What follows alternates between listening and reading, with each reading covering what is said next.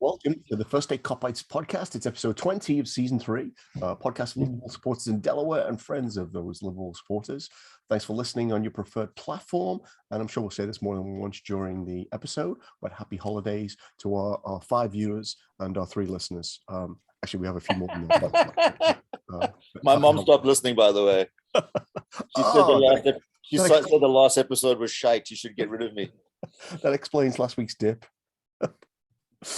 Okay, so this week we're going to talk. Well, first of all, that's what Daz has already introduced himself. Is joining us from Baltimore. We've got Haitham, who hasn't been on in a while, from Chicago. And if you're looking on YouTube, he has the best microphone of any of us by far. He also has a very cool T-shirt, which is in honor of someone I think we're probably going to talk a little bit about today. Our number 20. Who seems to be rather good at scoring goals. And of course, last but not least, Justin's joined us from New York. And yeah, so headline, 2 draws in a week, and obviously had very different emotions. It's tempting to talk a lot about the Leicester City League Cup tie, I think, for maybe lots of different reasons. But let's spend the first part of the conversation talking about Spurs away.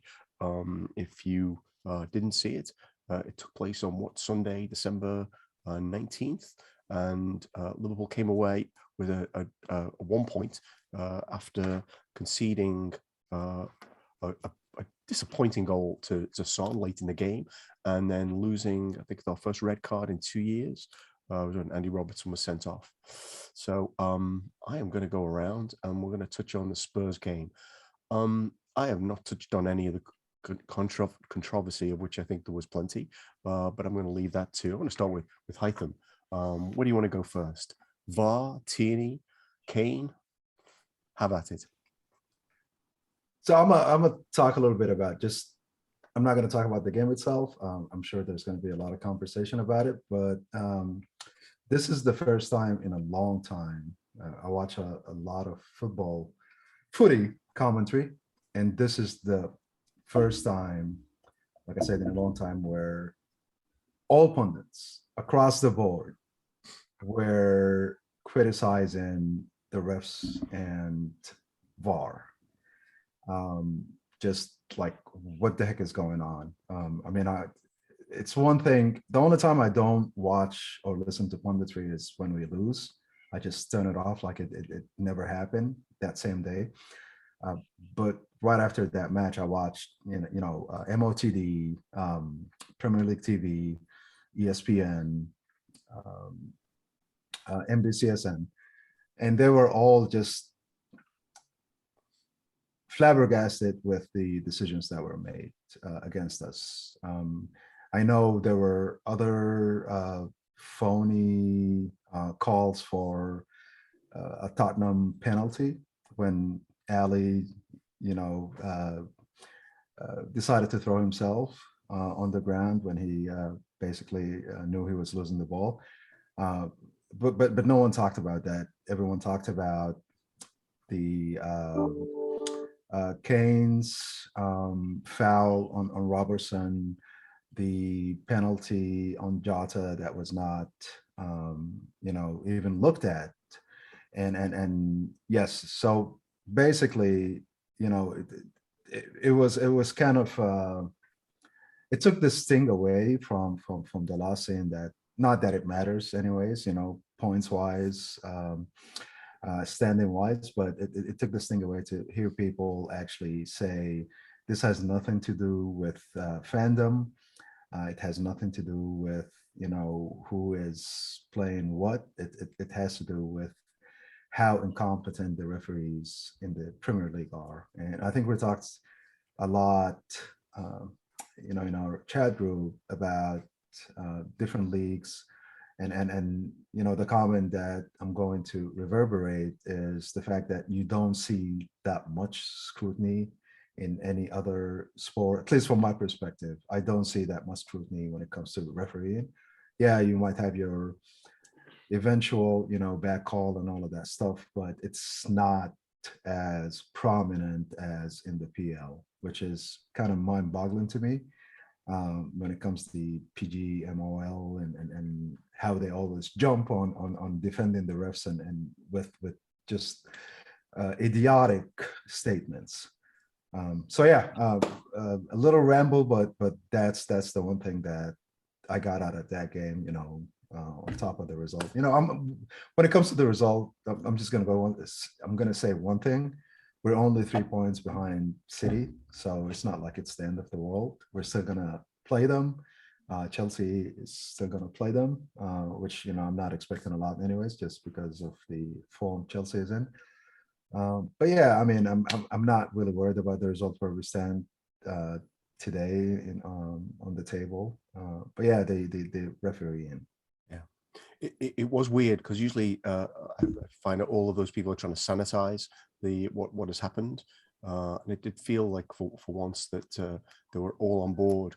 And I do wonder because I think you pointed this out, Daz, on Tompkins Times, and Paul Tompkins has done some great work on analyzing decision making against different teams, different nationalities. And the one thing that consistently comes out of looking at the last 3-4 years is that Tierney and VAR, Chris Kavanagh, who both live very close to Manchester, not saying that's got anything to do with it, have historically been awful for us in terms of decision making. I think there's some stat around Tierney having given, I think, 11 of the 27 cards, yellow cards we've had this season in 3 games, and we played 18. So I'll go to you, Daz, and we don't have to spend the whole time berating Kavanagh and Tierney, although I could quite happily do that. Well, I think we say it every week. It's becoming tiresome having to bring referees into repute or question what they're there for, what they look. I think I said this. I think I might have tweeted this out. I'm kind of done with this justification that it's a subjective decision making, because I think that it just allows for incompetence or bias or potentially both. Now, one of the things that I did read about, and so I think that was who's the guy that does the Monday morning quarterbacking for referees? What's his name? Dale Johnson. Which is that? Dale Johnson. Thank you. Yes. I think he mentioned the fact that Kavanagh was actually one of was looked to as a paragon of VAR-ness during the Euros, and which led me to believe it's not that he's incompetent. Is that again, like, I don't want to get into conspiracy theories, but it does bring bias into the framework, and because like you had 2 similar. You could say that they were definitely in the same ballpark about and how within the framework of 90 minutes they were judged completely differently. Yeah. And so I didn't realize this, but Johnson says that the guy on VAR can do whatever type of justification gymnastics that he deems fit to be able to, or that he deems necessary to be able to justify the decision that the referee has made. So I've said this before and I'll say it again. You have to have independence. If you can, just get like an independent refereeing crew in, or from potentially from a different league outside of the country. Maybe a La Liga crew comes in to do VAR or something like that. Or you just have someone that's like straight rules based, that doesn't know these guys from a bar of soap. They don't go out on the piss together. They don't share they don't chew the same sod together, so to speak. Like it can be, just remove that from them. So it's more dispassionate. You can say, yeah, that's actually a red card. But the letter of the law, that is it's a red card. It's reckless and it's a red card. He should have gone. So I'm just tired of bringing it up. And the fact it's more tiresome is we do it week in and week out. I think one of the things you were laughing about off air before we started was I didn't think it was going to get any worse than Atwell. And then up pops Tierney. He's like, hey, hold my pint, mate. And I was howling. I can imagine that you guys, the dogs were giving you a wide berth. My children were like on different floors. My wife left the house. She threatened to sue. And I'm just tired of it. Like it's ruining, and it's not just us. It's more pertinent to us because it just seems like every week in and week out, these guys are getting it wrong. And the fact that they have a closed shop around it too. There's no recourse for teams or managers or players to be able to air grievances. They just basically raise shields around whatever decision they've made and say, fuck off. Like, we do what we want. Yeah. Like they can impugn themselves, and they do, because they're just a bunch of pusillanimous ball bags is really what they are. Like, they don't like to be challenged. Look, it's been ever thus for referees. People in positions of power that are small souled generally tend to do stuff like this. Maybe they weren't held enough as a child. I don't know, but it's just irritating that we have to have this conversation week in and week out. But anyway, as for the game, I think we were lucky. And I think in a weird sense, what happened to us last year with all the injuries and how they stacked up kind of set us up for, kind of tempered our expectations around it. It gave us a better insight into what the game how it was potentially going to play out, because we've seen this rodeo before, with all those players. And I think I said to you guys, we're going to see what type of gravy Tyler Morton's actually made of, because it's different when you're going to a dead rubber match. And don't get me wrong, it was a huge stage. It was in the San Siro and you had a blinder, but there was a lot of pressure that was off versus playing against Spurs at their gaff in a game that could potentially have huge ramifications to how the season plays out in terms of whether we win it or not. Yeah. And I think fair play to Conte, they played on that. They bypassed our midfield, which was struggling pretty much throughout the entirety of the first half. I think they sharpened it up a little bit in the second half, but they just bypassed it. Like, it was just, they were leaded over the top for Son and Kane to run on, and Kane just basically stood inside Tyler Morton's boots and made it miserable for him. I think without Ali, that game could have been vastly different. He made a couple of great saves, and it really was cruel twist of fate that it was his cock up that ended up allowing Son to waltz in and knock it in with his hat. Yeah. But it's I think Haitham, and I'll echo what Haitham said. Like, it's 2 points drop, but we're still only 3 back. We had to put up with COVID, with injuries, with shit refereeing, and we still managed to dig out a point. So, and again, like I said, I think what happened to us last year, I was like, I kind of shrugged my shoulders. I wasn't chewing my fingernails. I wasn't lamenting our fate. I wasn't bemoaning the state of. Well, I did a little bit, because I think we'll come into talking about, it's one of the items that you have on the agenda is the integrity. Like, how many of these cases? Why are we not aware of exactly how many people do have COVID and why they're postponing games, when you find out now that Everton's got 5 apparently cases, and they've asked for it to be postponed, and the league said, no, shove it, you guys have to play. I mean, anyway, I've waffled on enough. I think I used the word pusillanimous on it. It is after 5 o'clock, so you touched on a lot there with kind of COVID was a big part of the conversation there, and I think we probably want to talk about that a little bit later. But just to round off, so you're about to say COVID's a big part of the conversation there. Let's go to the guy with it. Justin, hello. Well, before we do, we're transparent about who has COVID on this podcast. So we refuse to be tested. So that's probably not skewing the. I'm sure that's so. There is a story. Are we going to talk about COVID? Let's finish up about Spurs, because what kind of ties in with it? I think they came into the game really fresh, clearly, and it was surprising how few players were missing given how long they'd not been playing because of their COVID outbreak. And I think generally we just found it hard because we had a midfield that never played together. You said our midfield was overrun. I tend to think it was the positioning of those players. With the positioning of Keita and Milner would have been fine if Fabinho would have been playing, but I think you've got someone who's played in that role, because I don't think that's where Tyler Morton's played in the under-23s.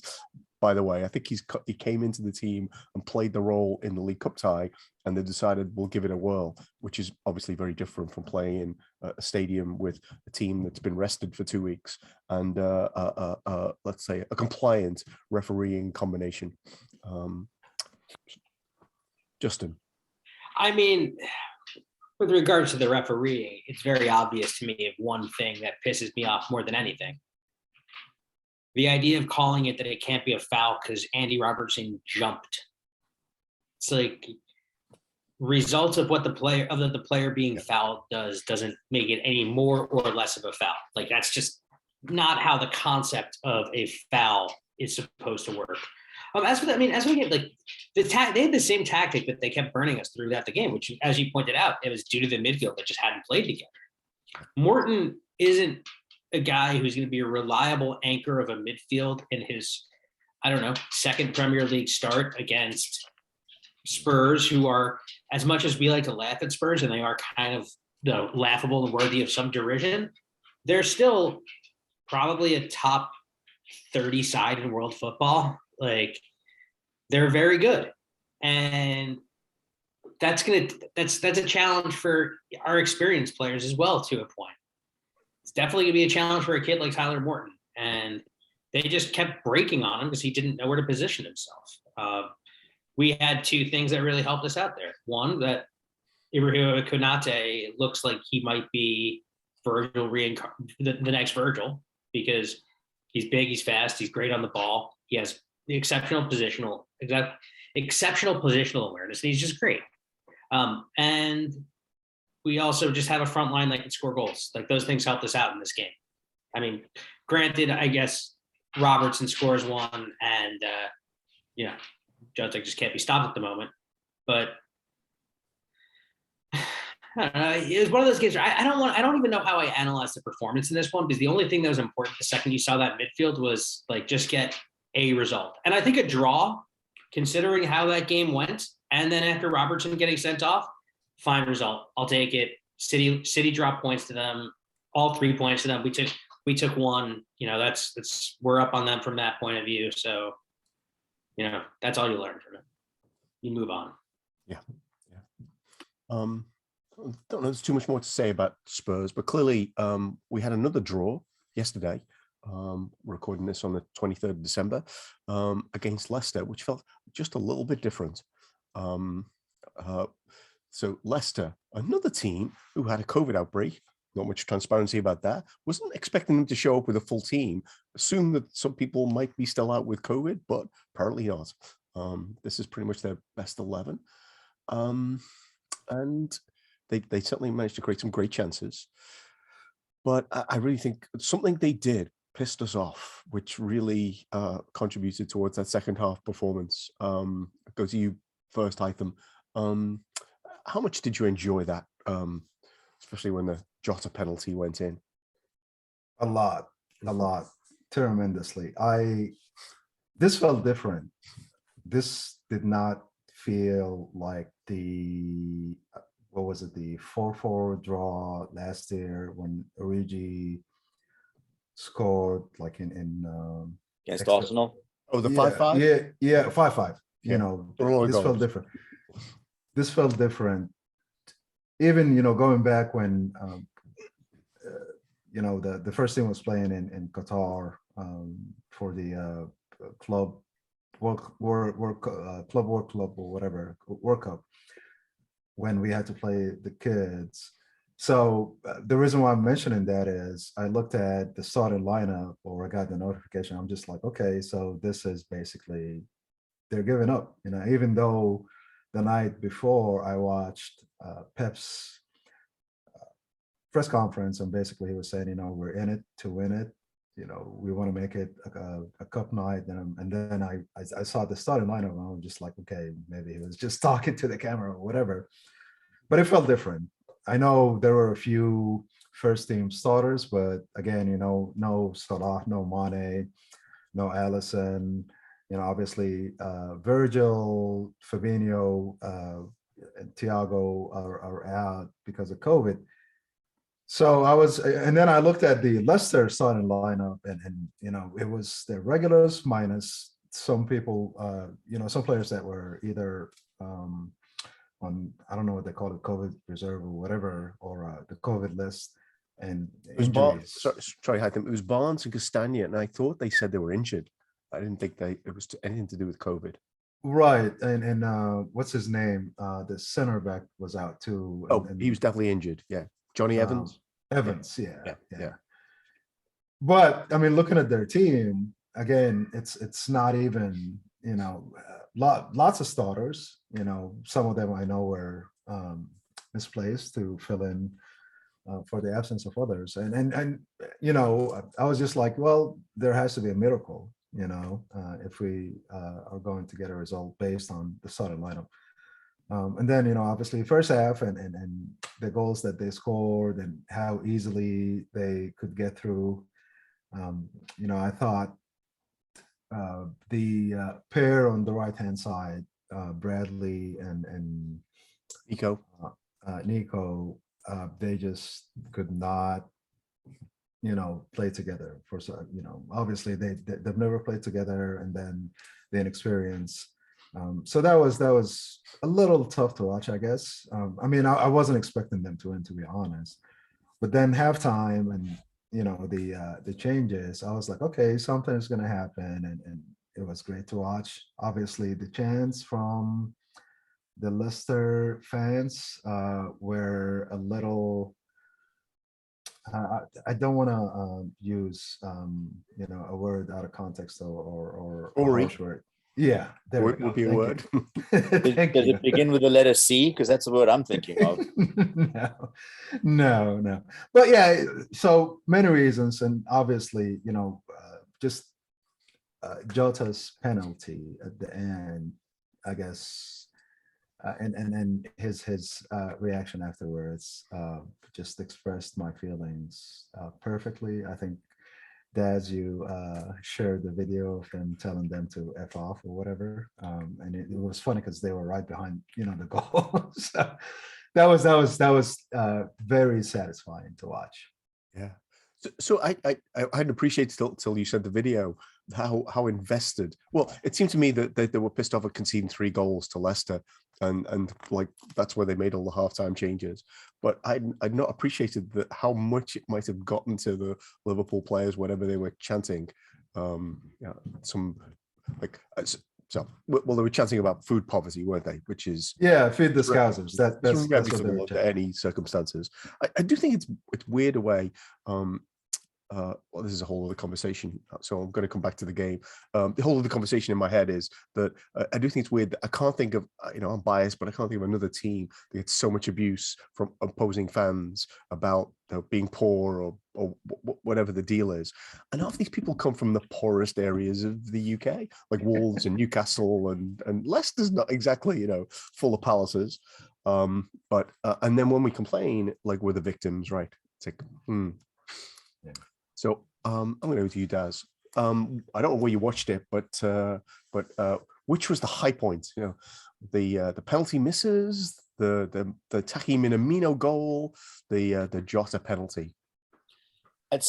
There's if you're going to slide your blade into somebody, it's always best to be able to smell their last breath. And Minamino, like with 2 minutes left, just absolutely drove it right through their hearts. Did you see Diogo's like gets a ball, is like, fuck it, let's go win this right now in regulation time. He just ran straight in, grabbed the ball, and said, let's do this. He was a man possessed. Him and Ox too. Ox, I haven't seen him. He was like he was chewing on wasps.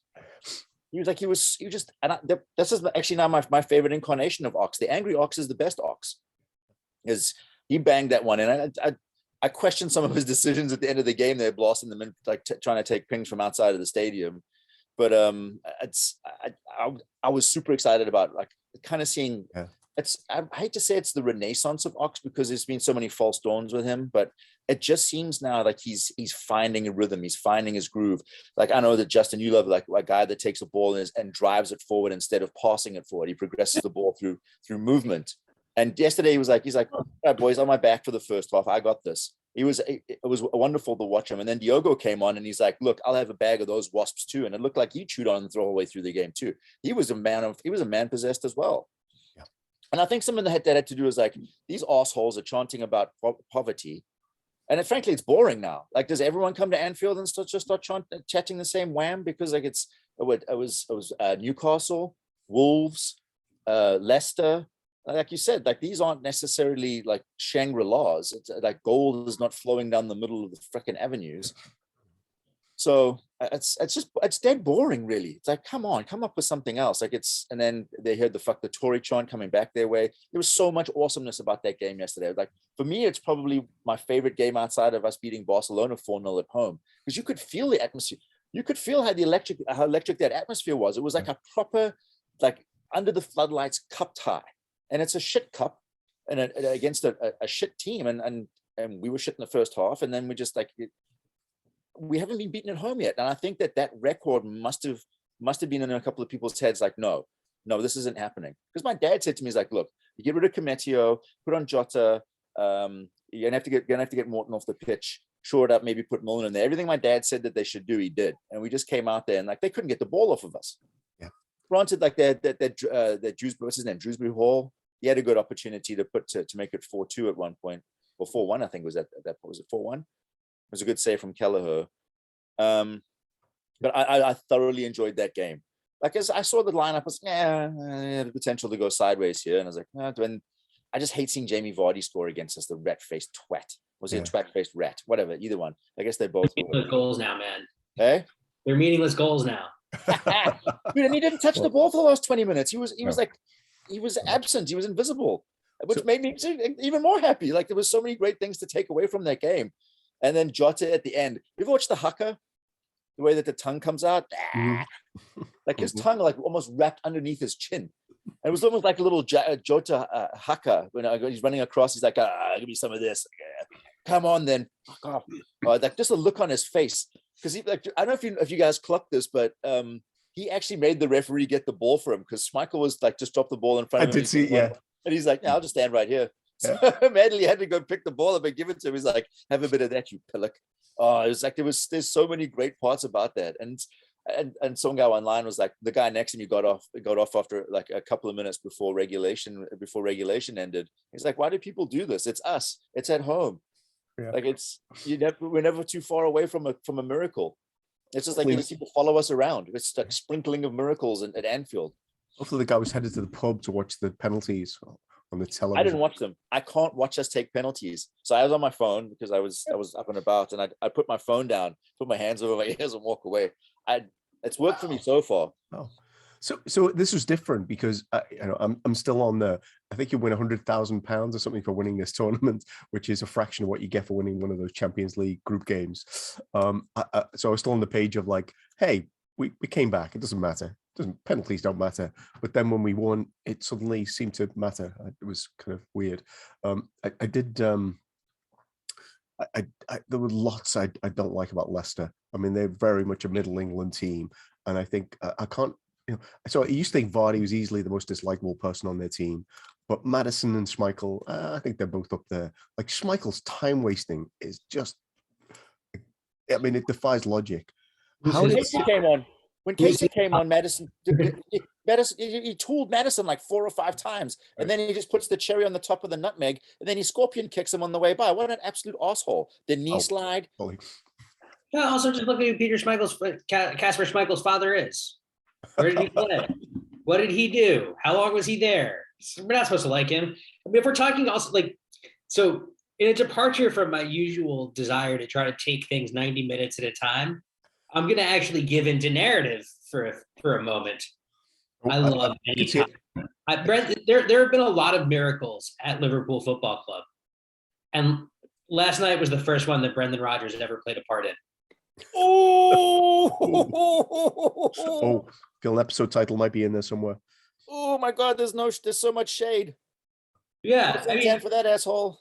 He got too big for his britches while he was here. He thought that he was the driving force, not just getting a supernatural season from Luis Suarez and like Daniel Sturridge's only healthy season of his prime. Like, that's not you, man. You set up a team that couldn't defend and found ways to expose every single defensive player's biggest liabilities. Still almost managed to win a league, but it was because of how good those two were, not because of anything that you did. Because his inability to set up a defense has followed him everywhere. It didn't matter in Scotland because it was Celtic and they were just, dominating that league. And then he comes to Leicester. He had them look like they might have been good defensively for about a fraction of a season. And now, you know what? They're a soft touch. I think that they're truly a soft touch. Anybody who squares up to them beats them, right? They can play some really nice football. They can score goals. They have some players who are very good, who do really nice things. They have a decent style, but in the end, they will always fold and just get destroyed in any big spot because they're a reflection of their choke artist of a manager. I love it. Brendan So, Rodgers' first big Anfield night. So one thing, just looking forward, he actually shot himself in the foot playing that type of a team with the injuries that are happening at Leicester, whether it's COVID or actual injuries. So he lost Sancho and Pereira, and he's playing City next. No, he's actually playing us and then City, I think. Or is So it it's the other way This around. play City. Okay. They play City, Okay. They play City, and then they play a rested Liverpool team that will most likely have Van Dijk Fabinho. and Fabinho back. And Yeah, Salah. so I would not be surprised if they get 6 or 7 that day from City, which is, it sucks, but it's Brendan, and I think that is allowed. It's allowed to be not happy but content that if 7 go against them. Oh no, I mean, I get what you're saying, Haitham, and Schadenfreude should and disrespect should be motivating factors for life, because sometimes you should sweat the small things. It's okay when it's the manager of a football club and you're only wishing him like a lack of managerial success rather than wishing someone ill. Yeah. But I absolutely want Leicester to at least to draw or win that game. Yeah, no. It's not going to happen though. I don't want to see them get embarrassed too, because the goal difference might come in important. Yeah. You have more of a chance of seeing me with a full head of hair than that happening. Well, a couple of things. I mean, so City have in the past taken people too lightly, and if I'm coming into this and I'm them, I'm thinking, well, that they couldn't even beat Liverpool's reserve team. I mean, we're going to batter them. Maybe their overconfidence will play a part in this. It's Brendan Rodgers, man. You saw what happened after the Aston Villa semifinal loss. This could have 6-1 Stoke vibes. It could. I'm just saying City might take it a little lightly. No, that's the only thing. And then, so our next game turns out is going to be in a week, almost a week's time, with everybody back. Do we think we're going to beat them 6 or 7? Because honestly, based on yesterday, it feels like that's not impossible. I'll go to you. I know, Haitham, you raised this in the first place. We've got Leicester on Tuesday now, and Chelsea the following Sunday, which doesn't feel like a stressful Christmas period at all, based on previous years. Yeah. I'm actually happy that our game versus Leeds is canceled. So, like you said earlier, I don't know if it was Daz or Justin, the team is going to be rested. I'm hoping. I don't believe in revenge, to be honest, but I think I'm just going to allow it this time, based on what happened last year, the 3-1 match at whatever the fuck their stadium was. It was. I believe it was around the time when we were really hurting, lots of injuries. Verge was out for the season, Verge and Gomez, and then because of 2 unlucky plays, if I remember correctly. Well, I think it was Kabak's first game, right? And he ran into Allison. Yeah. So I'm hoping, it's going to be a big result for us. I know we can do it. It's not like I'm wishing for it. I think it's going to happen. Just a big score. That's all I'm asking for. If it happens, I'll even give up all my Christmas presents coming in a couple of days. Well, 2 wins in the next 2 games would be very nice. That's for sure. I got to think that this has made Klopp's planning, well, the whole team's planning, much easier now for the next game. What do you? Well, so going back to the point you made earlier, Daz, about this was like almost as exciting as 4-0 against Barcelona. One of the people in our supporters club group did actually message and say that was the most fun they'd had watching Liverpool since that game, which I thought was interesting. I thought initially it felt overblown, But obviously, when we play the league matches, there's not necessarily as much riding on any individual game. But I still think I'll take a lot of satisfaction if we can beat Leicester comfortably and then roll into Stamford Bridge and do the same. How about you? Well, I think the reason that I trotted out the comparison to the Barcelona game is because it was almost like both legs in the two halves. Like we had kind of had an abject first half, and then in the second half, it just felt like we came out and we were like Klopp had lit every single fire possible. And it was just a lot of fun to watch us just dismantle them, because we were going through them with ease. Like especially when Keita came on, it was just thrilling to watch because there was so much wrapped up in it. There was, oh, there he is. Hello. It was like I said, there was the pettiness and nastiness and churlishness that was coming from the opposite side of the pitch. And then just to hear the cop get up for it, it was electrifying. Like at one point, like I had hairs came up on the back of my neck, and it must have driven those guys on. And Jota's strike was pearl. All three of our goals were top draw. There was nothing fluky or lucky about any of them. They were all top-notch strikes against a goalkeeper that's won the Premier League. So he's no schmuck. It was just so much. Like it had everything. It had a sprinkle of everything, and I didn't really think of it as a miracle per se, because I didn't really expect much from it. Because Klopp, you see the way they rolled the dice in the first half. He doesn't really give two shits about it. But like you're saying, now that we're in the semi-final, it's like all of a sudden now we're that much closer to silverware than we were before. Yeah. But in terms of going to their gaff, if they trot out the same type of dross that and to Haitham's point, it looks like Soyuncu did a hamstring, and if that's the case, he won't play next week. Wow. And that was a horror challenge by Morton, by the way. That was absolutely a red card. Like if you watch the way his knee folds, like that's medial ligament damage done at the very least. Yeah. So they'll be without him too.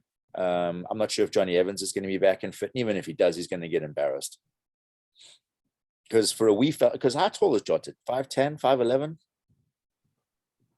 I don't think he's all that tall. He's definitely under 6 foot. He's 5'10". Yeah, he's masterful in the air. Yeah, masterful. So if Brendan Rodgers comes at us like that, having just played City, he's going to get tonked. And it'll just come down to us putting our chances away, because I think that we'll generate a lot of chances. And you can imagine that a Mo Salah that's sat at home with his heels up, and yeah, exactly. He's absolutely licking his chops, because he had a pretty tough day in the office against Spurs. So like he's going to try and rectify that. Yeah. Well, I think the Spurs thing goes back to what we talked about last week, where they went with we're going to stick 2 people on him, and therefore he's going to do less stuff, which is how Robertson and Trent had so much space, because they weren't really defending them. Well, I think that Klopp is probably cotton onto that fact that he gets paid a lot of money to be able to figure this out. So if it's simple laws of physics, if you've got 2 guys marking one person, it's going to leave space somewhere else. So it's just about occupying and exploiting that other space. It's Rafa's blanket, right? What's that? It's Rafa's blanket. Yeah. You can't cover the whole thing. Yeah. And against Chelsea, I think that'll be cagey. Because I know that both managers realize how much is resting on that. Because if we beat them, I'm not going to say that we won't, that they can't haul us in, but it'll put a big dent in their plans. Whereas if they pull those 3 points back, that only puts them a point behind us. But they will still have that game in hand if they do play Leicester. But who do they play this weekend? Villa. Did they play Villa? It could be a banana All the skin. games is away at Villa. Yeah. Yeah, it could be a banana skin. Yeah. Because they've proven now that they are vulnerable. I watched some of the Wolves match, and I think that Wolves had a legitimate shout at winning that game, or at least putting a couple in. Yeah. Wolves strike me as there's only one team that scored against them in open play in 6 games now. Of course, City were gifted the penalty, which meant they beat them as well. But they really are to score against. Hey, Paul, which one was it that scored against them in open play? I think that's also relevant to this conversation. Oh, absolutely, it's relevant. It was us, of course. Yeah. And maybe we'd had more if Jota. So that was funny when Jota had the penalty last night. Someone I was messaged me saying, "Oh, hopefully he doesn't see this like the chance he had at Wolves." No, I was thinking that right before he took it, but then I remembered to myself that there is actually someone in the goal. So He actually took it seriously. he took it seriously. Well, I think one thing we might want to touch on is like the quality of the penalties yesterday. Like 3 of their players put it under the crossbar. Naby Keita's penalty was ridiculous. It was filthy. It was disgusting. I needed a wash after watching it on replay because I didn't watch it live. I was like, "Ooh, I need a wash." It was disgusting. The best one though is the Milner one because of the fact that Milner is so in Schmeichel's head after the pen that he took in the 4-0 at the King Power on the Boxing Day 2 years ago, where Schmeichel dove and Milner Panenka'd him, or like did whatever the James Milner version of a Panenka is. There's the 2-1 match too.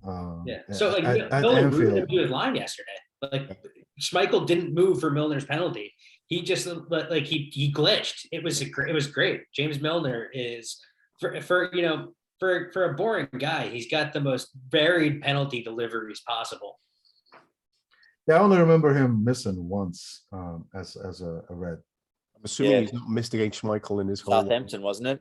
We needed to win that game too. Yeah. So I actually did look this up because Andrew Beasley did put this out. Yeah. Both Milner and Salah are tied for second all time as far as conversion rate in Liverpool penalty takes, both of whom trail Jan Molby. So Sean Rogers of the Anfield Rap is right to keep on waxing lyrical about Jan Molby. It seems so. Still blindfolded. Yeah. Anyway, I'm sorry. I went back to the goal he scored against Man United in the League Cup. I think like 30 years ago. It was just Jan Molby goal against United. If you're looking at YouTube, worth a look. He got the ball on our goal line. The story's been told so many times that he got the ball further back.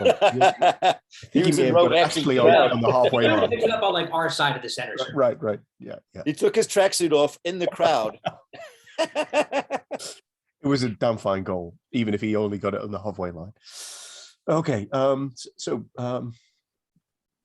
Justin, looking ahead then, Leicester and then Chelsea.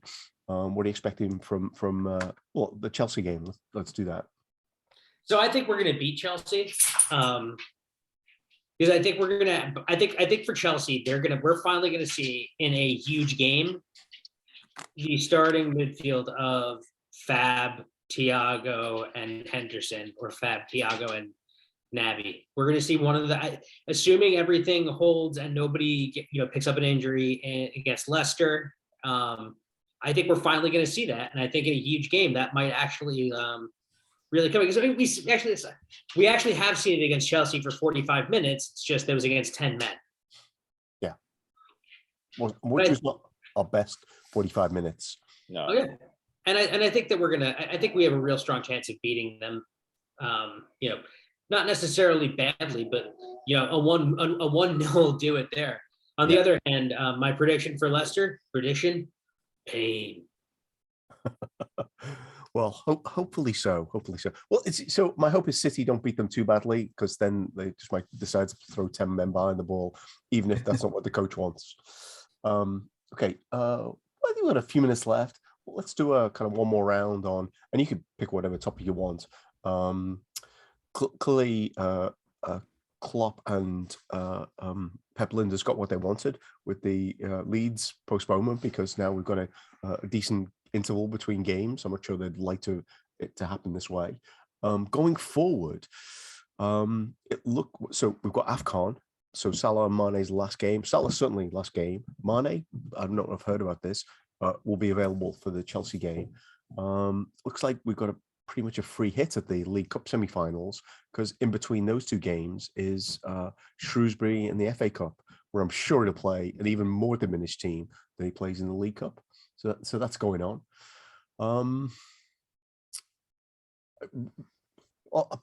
Whatever topic you want, Haitham. Let's go with that. Okay. Yeah, I'll talk about the second half yesterday against Leicester. I think that was a preview of LFC AFCON lineup. I think, so it wasn't too bad actually to watch. Not that I thought it was bad or anything, It didn't feel like it was going to be a depleted squad without Mane and Salah, having them watch from their, I don't know, couches or whatever. So it felt good actually to watch that from that perspective, just anticipating what's going to happen in January if AFCON, because, there's still a possibility that, I don't know, the CAF will come back and be like, hey, this is canceled. Because of whatever happens with Omicron the next couple of weeks.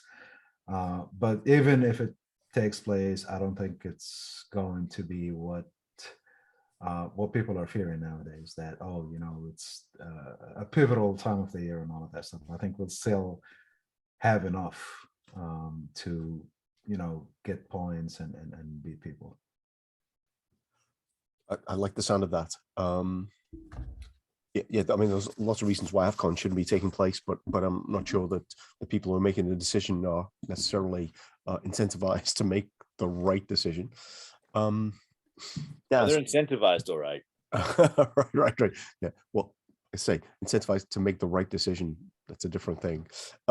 So go with whatever topic you want. I was going to go down a ton of rabbit holes, but I have.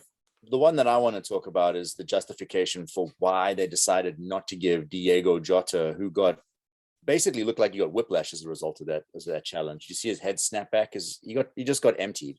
Oh, the penalty? Yeah, the fact that they said that he slowed down.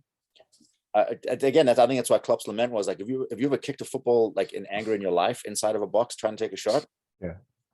But I thought to myself, I was like, mate, I'm pretty sure that at some point in your career, you have reffed a game with Eden Hazard in that. He made a career out of slowing down and drawing the fouls and drawing fouls like that from behind. He made a career out of it. And I seem to remember he got a whistle for it every single time. Mm-hmm. Like he made no attempt at the ball. He was nowhere near the ball when he went through him. It's just, and again, that takes us back to the VAR thing. It's like, dude, that's about as clear and obvious as it gets. Yeah. And that's exactly why VAR was introduced, is to be able to help a guy that's watching this thing happen at 140 miles an hour, slow it down to 2 miles an hour so that you can judge it and say, oh, wow, I might have made a mistake there. Yeah. But, and then you have people popping out of the woodwork at how soft our penalty was against Newcastle. I'm like, of the 43 other ones that he didn't give, that was potentially the softest, yes, but it was still a penalty. Or was it against Villa too? Villa, I meant Villa, yeah. Yeah, it was like I think we had 2 penalties all season. The team that scored the most goals and is the most attack minded has 2 penalties. That of itself tells you something. I think it's wrong about the way these games are being officiated. Someone did point out to me, by the way, the Chris Kavanagh, I think, was the referee who gave the penalty on Trent. Yeah, Calvert-Lewin. When Calvert-Lewin trod on him. And he went back and looked at it for 2.5 seconds and said, no, it's still a penalty. Yeah. I just, so just one thing that I want to say, and I'm going to go against the grain here. I think these guys are really just incompetent, because I watched them ref other matches and they are just as bad, if not worse. I mean, for us, it's easy, including myself, to say, hey, they have, it's bias and all that stuff, but these guys are just bad. Period. In my own opinion. Well, Neil Atkinson, they're both biased and bad. Yeah, that's definitely a possibility. But yeah, it's just like I have no idea why there's still refs at that level. But there's data to prove that there's bias too. Like Tompkins, obviously, and then people will always say is like always the victims, blah blah blah blah. But we have proof. Yep. There's statistical proof that points to the fact that we are not getting, for the amount of time that we spend in the box, the number of touches that we have in a box, that we have this ridiculously small number of penalty shots. It's so you can actually put it in a dossier and hand it over to the PGMOL. It's like, do with this as you please. Because you'd hope at some point somebody would be like, mate, like they've got you here. They got you dead to rights with this information. Yeah. Or just stop getting referees from the greater Manchester area to referee games. So it is interesting. Tompkins' analysis said two things. One is this season it hasn't been as bad No, it hasn't. until the last 2 games. That's what he said. The other is, I think his generalization was the older you are and the closer you are to Liverpool, the worse the bias against Liverpool. So if you're an aging Manchester referee, and there's a bunch of them, then you're more likely to give decisions against Liverpool, which is statistically anomalous. Yeah, I mean, what's his name? Sorry to dwell on this, but his old, forgot, is it Mariner? Andre Mariner, yeah. He's Andre from Mariner. Liverpool. Yeah, he's from Liverpool, right?